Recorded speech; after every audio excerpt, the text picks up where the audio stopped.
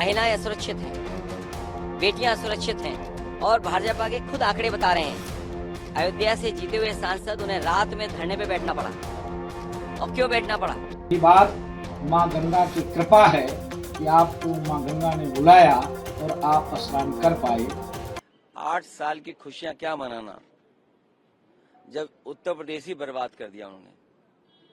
जहां मुख्यमंत्री जी प्रेस कर रहे होंगे, उसी शहर में ऑटो से एक महिला जिसके साथ लूट हुई, बलात्कार हुआ, उसके बाद जान ले ली गई। और सरकार कानून व्यवस्था बेहतर बनाने के लिए और उस बात को साबित करने के लिए कि लॉ एंड ऑर्डर पर वो जीरो टॉलरेंस है, इनकाउंटर कर दिया गया। और जब इनकाउंटर हुआ है, लखनऊ राजधानी में एक महिला को फिर गोली मार दी गई। ये बात राजधानी की है। और राजधानी से बिल्कुल आखिरी में बलिया जिले में एक बेटी जिसके हाथ बांध दिए गए थे, पेड़ से लटका दिया गया।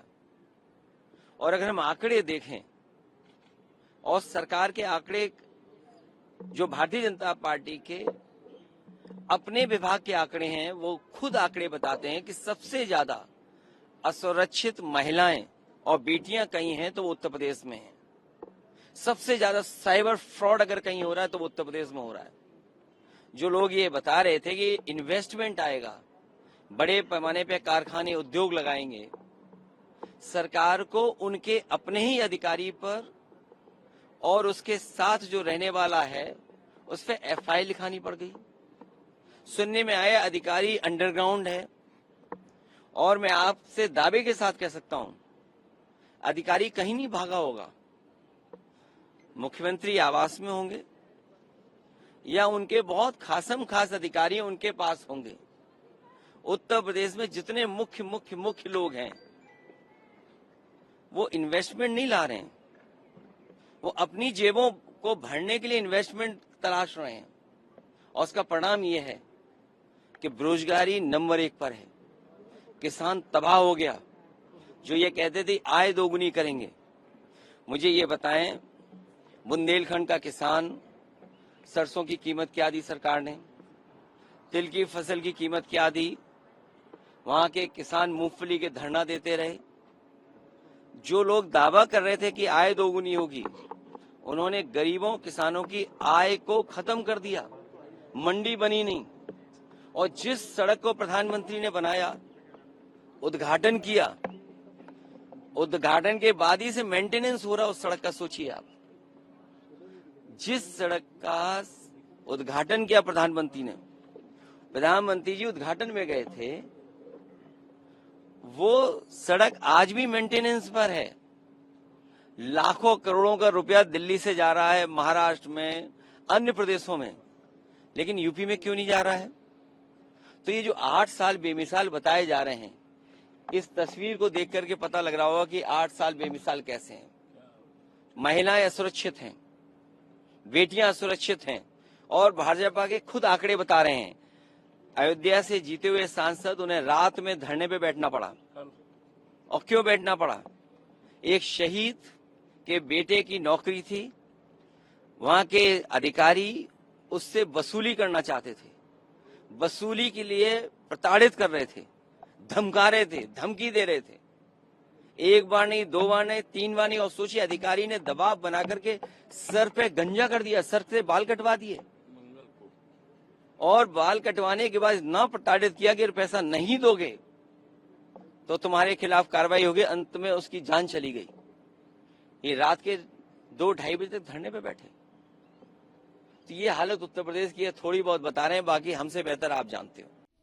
बड़े दुर्भाग्य की बात है कि अखिलेश यादव जी लगातार सनातन पे ही टिप्पणी करते हैं। उन्होंने कहा, मैं एक मंदिर गया था, वहां लोगों ने गंगा जल से मंदिर को धुलवाया, इसके नाते मैं गंगा में ही स्नान किया, अब गंगा को कहां धुलवाओगे? अरे महोदय, आप बीजेपी का विरोध करो, लेकिन बीजेपी का विरोध करते करते आप सनातन का विरोध करने लगते हैं। ये दुर्भाग्यपूर्ण है। रही बात माँ गंगा की कृपा है कि आपको माँ गंगा ने बुलाया और आप स्नान कर पाए, नहीं तो भी विपक्ष के तमाम ऐसे नेता हैं जो गंगा मां पे स्नान नहीं कर पाए। उत्तर प्रदेश के यशस्वी मुख्यमंत्री योगी आदित्यनाथ जी महाराज के मुख्यमंत्री के शासनकाल में 8 वर्ष पूरे हुए। यही उत्तर प्रदेश है जिस उत्तर प्रदेश में एक समय दंगा प्रदेश कहा जाता था। यही उत्तर प्रदेश है जिस प्रदेश में गुंडा माफिया मवाली की गुंडे चरम सीमा पे थी। यही उत्तर प्रदेश था जिसमें लगातार दंगे होते थे।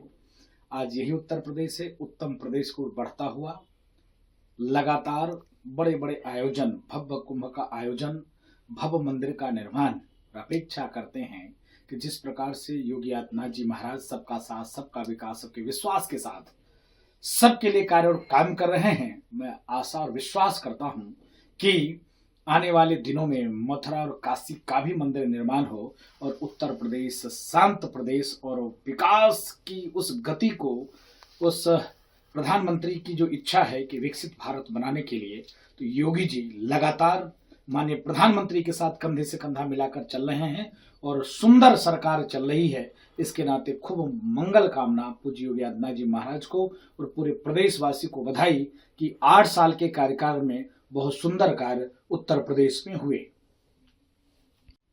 वक्फ बिल को लेकर जिस प्रकार से विपक्षी हाय तौबा मचा रहे हैं, कर्नाटक में जिस प्रकार से मुसलमानों को आरक्षण दिया गया है, जिस चीज का विरोध वहां के विधायकों ने, बीजेपी के विधायकों ने किया, तो जबरदस्ती उनको हाउस से निकाल दिया गया। उसी प्रकार से मैं मांग करता हूं कि संसद भवन में जिस प्रकार से संसद के सदस्य वक्फ बोर्ड के पक्ष में जो इस बिल का विरोध करें, उनको भी, राहुल गांधी को भी और अखिलेश यादव को भी उठाकर बाहर फेंकना चाहिए। क्योंकि भारत देश में जब एक तरफ आपने सेकुलर घोषित कर दिया, एक तरफ आप सबका साथ, सबका विकास, सबके विश्वास की बात करते हैं, तो एक कौम, एक मजहब, एक संप्रदाय को इतनी ताकत क्यों? इसके नाते वक्फ बोर्ड तो एकदम खत्म होनी चाहिए, लेकिन जो लोग इनका समर्थन करते हैं उनको सदन से उठाकर फेंक देना चाहिए।